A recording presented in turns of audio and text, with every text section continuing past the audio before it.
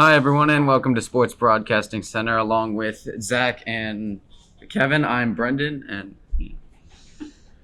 Mike Trout has played in just one playoff series in his remarkable 10-year big league career, and that was 8 years ago.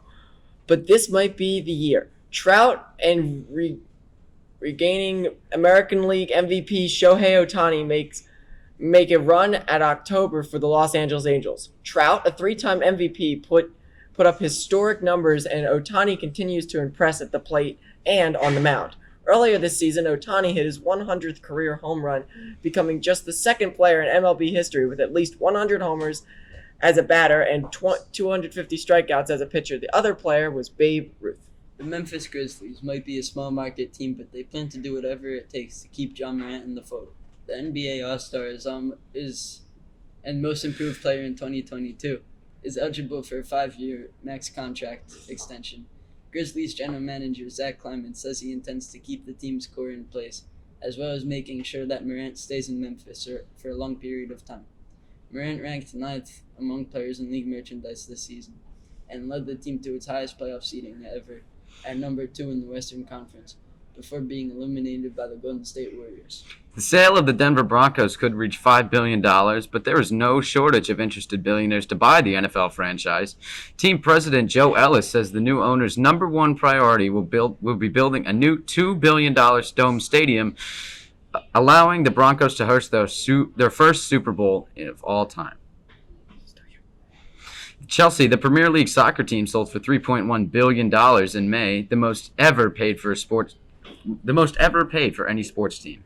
NBC's Sunday Night Football, the number one show on television for 11 years in a row, has been named the first female lead host of Football Night in America.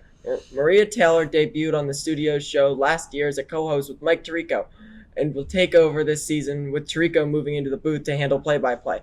Taylor joined NBC Sports last year after failing to work out a contract with ESPN. The NFL kicks off his 2022 season on NBC September 8th. I can't see it anymore. We are just months away from the World Cup in Qatar. The United States men's national team will be back on the global stage after missing out in the 2018 World Cup in Russia. The U.S. faces England in its opening match. The two nations have formed quite a rivalry over the years. In 1950, the United States put off one of the greatest upsets in World Cup history, winning 1-0 over the heavily favored Brits. Only four Americans returned from the disappointing 2018 team, including Chelsea star forward Christian Pulisic.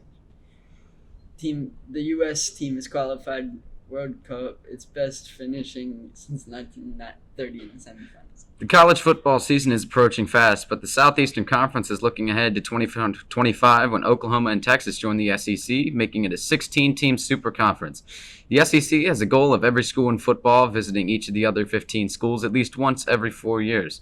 Meanwhile, the Big Ten plans to reshape its future scheduling, alignment, and championship arrangement beginning in 2023. The Big Ten is discussing elimination of divisions and staging a football title game between the top two teams in the 14-team conference.